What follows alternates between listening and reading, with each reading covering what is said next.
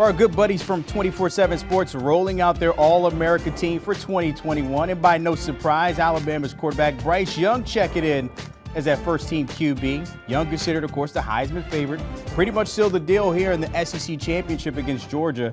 Young leaving no doubt after making that #1 defense in the nation. Made easy work of them, throwing for 421 and 3 touchdowns in that 41-24 win over the top-ranked Dogs at that time. Looking at other guys' unanimous selections here, a lot of love for the Big Ten. You got Kenneth Walker there, the running back from Michigan State, Iowa center there, Tyler Linderbaum, and then also Aidan Hutchinson, who will be going to New York when we talk about that Heisman. Will Anderson didn't get the vote there to go to New York, but the numbers don't lie. The LB from Bama is definitely a stud. And then also San Diego State's punter, Matt Araiza, checking in as well.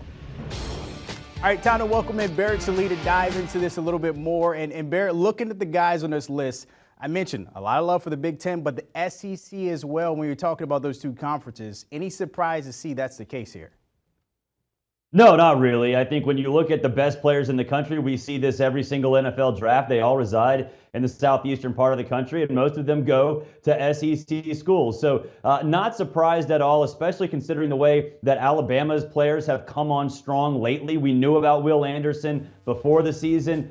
During the season, he became a freak show, just a video game cheat code. Same thing with Jameson Williams. We didn't really know about Bryce Young going into the season, and obviously he's going to win the Heisman Trophy, so not surprised there. And then the Big Ten East, especially to me, the best division in college football this year. So of course you're going to get some of these studs like Chris Olave and Aidan Hutchinson and some of these dudes in there because, some of these guys, and not specifically those two, but some of these Big Ten players are not going to be stars of the NFL. Some of them are, like Olave, Tyler Linderbaum, and Aidan Hutchinson.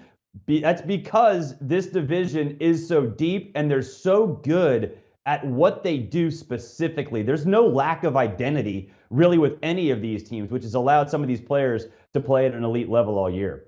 Of course, you talk about guys that will make it to the next level. I mean, you could say Bryce Young, if he was drafted this year, he probably would go number 1. That's not the case, but we've seen what he's done the past couple of weeks, but even before we got into the SEC Championship. What really kind of supplanted him in that spot for you?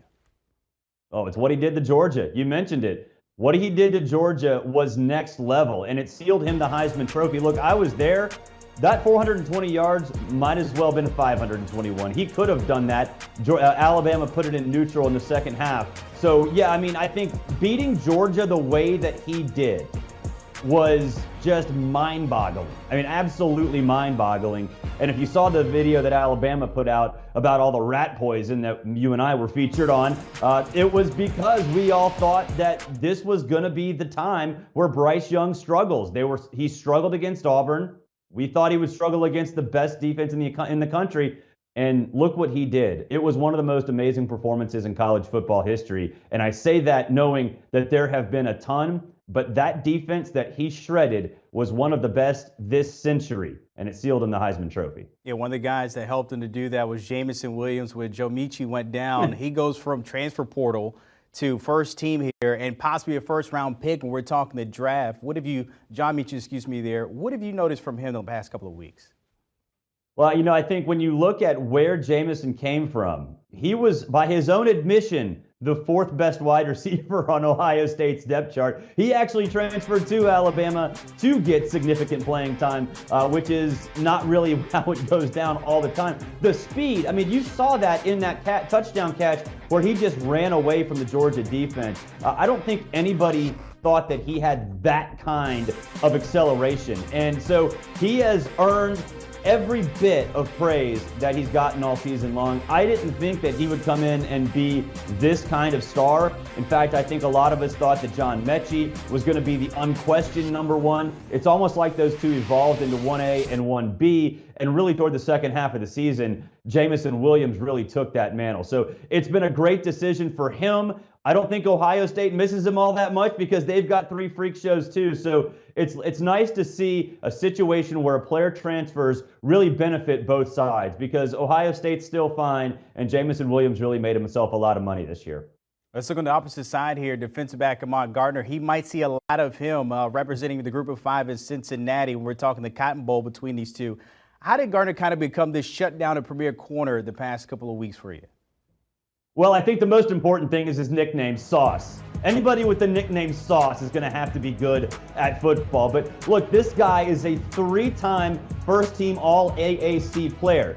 Now, for those that do not watch that conference on a day-to-day basis, they sling it around a lot. So that has gotten him ready for this challenge. Now, he was the first-team All-American last year as well. But I think when you see the combination of Sauce Gardner and Kobe Bryant together, this is a really, really good secondary that Alabama's going up against. So they're going to be ready. He's well coached. Ahmad Gardner has been in that system with Luke Fickell for a long time. He's earned his confidence early. So I think that they're going to have them well schooled on what this Alabama wide receiving core is up to. I mean, the name Sauce says it all there. Get some barbecue ribs, some Jameson Williams, some dry rub. Okay, maybe that's too much, but you get the idea. I like the name Sauce. They are going to Texas. I mean, there's lots of brisket in Texas, right? There you go. I like what you're thinking. I see where you're going there. How about not just a hat rack? How about Kayvon Thibodeau making an appearance to the second team, not the first? We're talking about a guy that's projected as maybe a top 10 pick in the NFL draft. Surprised to see him kind of placed there in the second team, though. I'm surprised he actually made either because he was banged up this year. He really wasn't what we thought he would be. And I think at the NFL level, obviously, he's going to be a first-round pick. He's going to be a stud if he can stay healthy. But I was surprised that he was even on the second team. I think a guy like Josiah Stewart at Coastal Carolina, probably one of the more underrated, underappreciated players, might have been able to sneak in there. But there's no doubt, Kayvon Thibodeau, when he is on, he is dangerous. And at the next level, I think when you see what he's able to do, we've seen it in the we're going to see it in the combine. We're going to see it at the Senior Bowl. You know what you're going to get. But I was a little surprised that he made the list because I think there were other deserving players like Josiah Stewart at Coastal Carolina that might have deserved a little bit more recognition. Of course, he's going to be making his money now at the next level, not playing that bowl game for Oregon there, getting ready for the draft. All right, Barrett, before I let you go, you got to give me your top 5 bowl games to watch this season. All right, look, I love bowl season. There's no such thing as too many bowls. And for those who think that there are such thing as too many bowls, you don't like fun. You just don't like fun. So I think the best one to me, UCF Florida. UCF's been waiting for this game. Now, they have a 2-for-1 coming up, but they have been waiting to show Florida what they're made of, and they're getting Florida at the right time. Cincinnati, Alabama, we've talked about that ad nauseum. It's a semifinal, obviously. Pittsburgh, Michigan State, different styles. I think when you look at what Michigan State can do, they can run the football. Pittsburgh can pick apart that Michigan State secondary. Oregon, Oklahoma.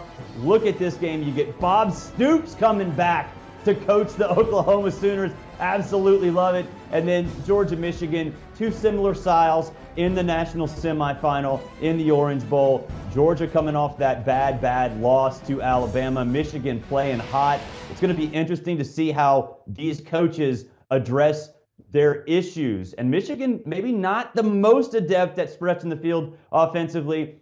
Georgia, obviously the same thing. Going to be interesting to see what tricks these coaches have up their sleeves for the Orange Bowl. Barrett, I'm surprised you didn't want to watch the Tigers. They're playing Kansas State. I mean, you started with LSU. You don't want to end the season with them as well? No? You're not watching that one? Texas Bowl? I have no idea what you're talking about, Brandon. Oh, all right. Idea. Don't want to go viral again. I see what you're doing. No, I'm not. I have picked against LSU pretty much every year until this year. Never happening again. Ever. All right. Never. Well, I had to get you one more time. That's all I do. I had to get you one more time. I deserve it. No, look, trust me. I deserve it. 100%. All right. Barrett Sallee, as always, checking in. Not with LSU this time. As always, my friend, take care. Appreciate the conversation. The Cover 3 podcast, I guarantee they won't be talking about the Tigers in their bowl game. But, of course, bowl season is upon us. Download and follow and give the guys a listen. Do you want a sports network that delivers everything that matters about the game? The highlights, the picks, the instant analysis. No yelling, no fake debates, no politics.